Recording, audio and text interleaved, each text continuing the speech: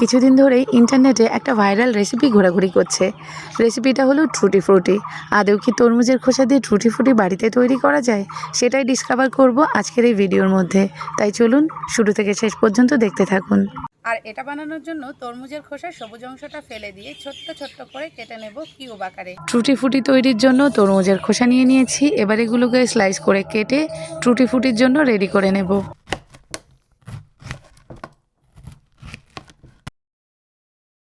তরমুজের খোসাগুলোকে ভালো করে ছিলে নিতে হবে। আর তরমুজ খাওয়ার পর যে লাল অংশটা রয়ে যায়, সেই লাল অংশটাও ভালো করে বাদ দিয়ে ফেলতে হবে। তরমুজের খোসাটা ভালো করে ছিলে নিলাম। এবার স্লাইস করে যত ছোট ছোট করে কিউব করে কাটা যায় তত ছোট করে কাটতে হবে, তাহলে টুটি ফ্রুটিগুলো দেখতে ভালো হবে।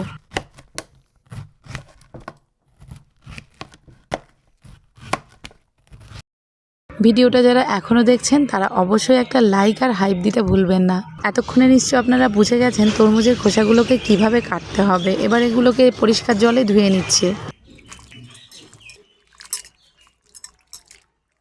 ব্যাস, এগুলোকে ধুয়ে নিলাম। এবার একটা আলাদা পাত্রে তুলে নিচ্ছি।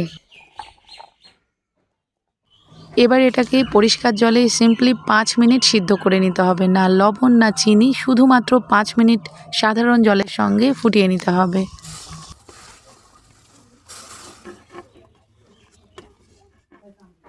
এবার একটা লিড দিয়ে এটাকে কভার করে দিচ্ছি। মোটামুটি 5 মিনিটের মধ্যে 70% সিদ্ধ হয়ে যাবে। একটা স্প্যাচুলা দিয়ে তুলে দেখছি কতটা সিদ্ধ হলো। একটা চাকু দিয়ে প্রেস করতেই খুব ইজিলি এর মধ্যে গিথে গেছে, মানে এটা মোটামুটি সিদ্ধ হয়ে গেছে। এবার এটা জল থেকে সেপারেট করে নিতে হবে।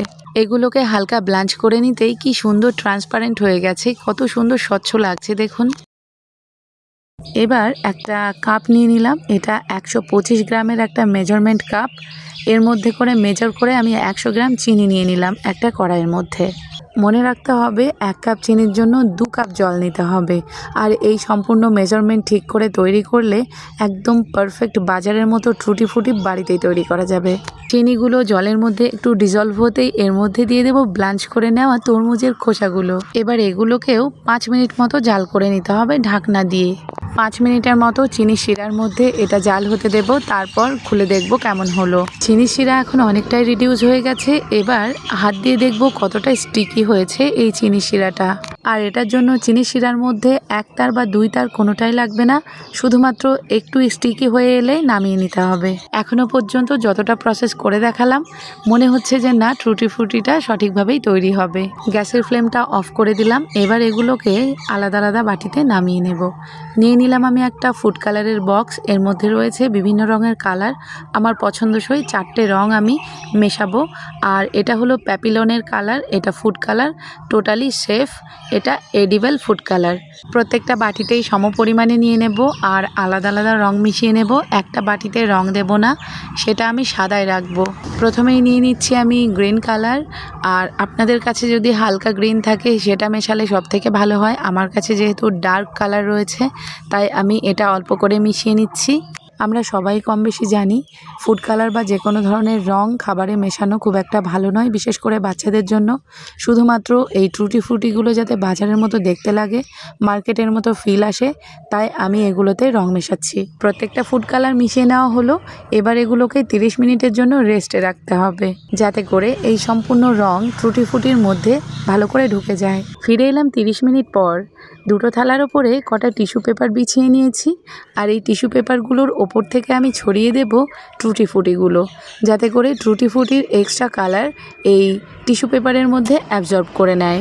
5 মিনিটের মধ্যেই টিস্যু পেপারগুলো এক্সট্রা রং সব শুষে নিয়েছে। এবার এই টুটি ফ্রুটিগুলো থালার উপরে নিয়ে নিচ্ছি। দেখুন কি সুন্দর কালার এসেছে। ঠিক সেই মার্কেটের টুটি ফ্রুটির কথা মনে হচ্ছে না? একদম অবিকল ওই রকমই কিন্তু দেখতে হয়েছে। তাহলে তরমুজের খোসা দিয়ে কিন্তু অবশ্যই সম্ভব টুটি ফ্রুটি বাড়িতে তৈরি করা। টুটি ফ্রুটিগুলোকে রুম টেম্পারেচারে রেখেও শুকিয়ে নেওয়া যায়, ফ্যানের নিচে রেখে, আবার একটু রোদ্দুরেও দেওয়া যায়। তো আমি রোদ্দুরে রেখে 1 থেকে 2 ঘন্টা রোদ্দুর লাগিয়ে নেব। তারপর এগুলোকে তুলে নিতে হবে, না হলে রং নষ্ট হয়ে যাবে।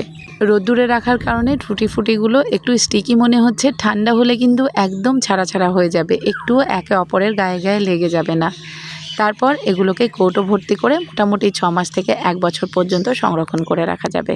তরমুজের খোসা দিয়ে টুটি ফুটি বাড়িতে সত্যিই তৈরি করা সম্ভব, তাও আবার ঠিক মার্কেটের মতোই।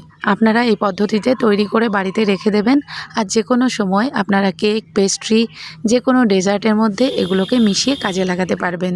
ফেলে দেওয়া তরমুজের খোসা দিয়ে টুটি ফুটি তৈরির ভিডিওটা আশা করি আপনাদের ভালো লেগেছে।